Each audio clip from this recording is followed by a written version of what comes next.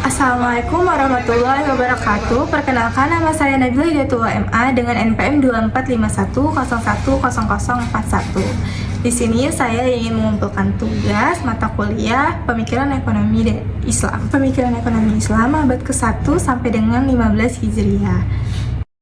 Pada abad pertama ada Abu Bakar As-Siddiq, tokoh pemerintahan Khalifah Rashidah.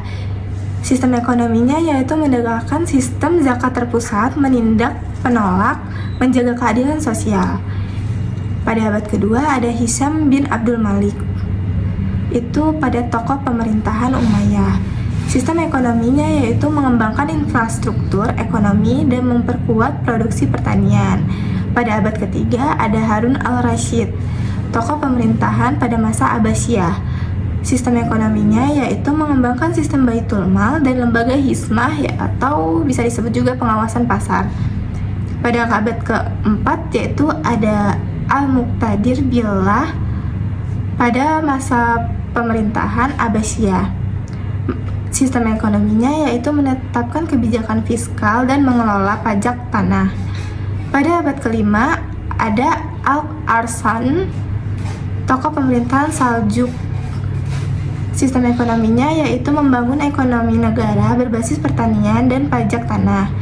Pada abad ke-6 ada Al-Adil I, tokoh pemerintahan Mesir. Sistem ekonominya yaitu meningkatkan sistem keuangan dan perdagangan.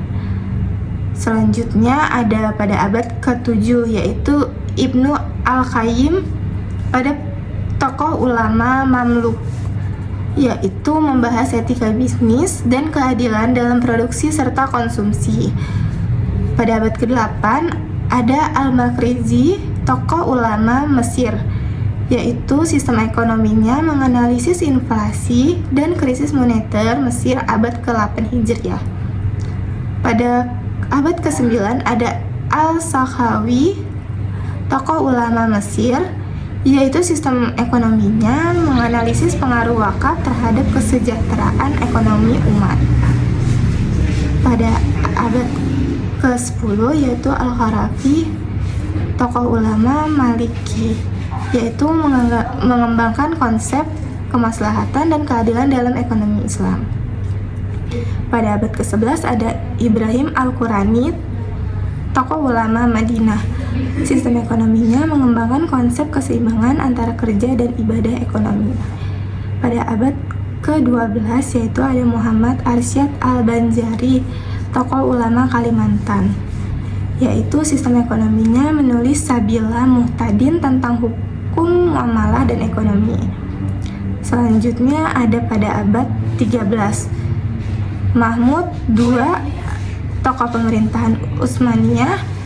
Sistem ekonominya ada reformasi ekonomi niatan zimat dan modernisasi pajak. Pada abad 14 ada Abdul Hamid II, tokoh pemerintahan Utsmaniyah. Sistem ekonominya mendirikan lembaga keuangan syariah dan memperluas sistem pendidikan ekonomi Islam. Yang terakhir ada Raja Faisal bin Abdul Aziz, tokoh pemerintahan dari Arab Saudi. Sistem ekonominya mendorong penerapan sistem ekonomi Islam dan pendirian Islami Development Bank. Mungkin sekian yang bisa dapat saya sampaikan, kurang lebihnya saya mohon maaf. Saya akhiri, wassalamualaikum warahmatullahi wabarakatuh.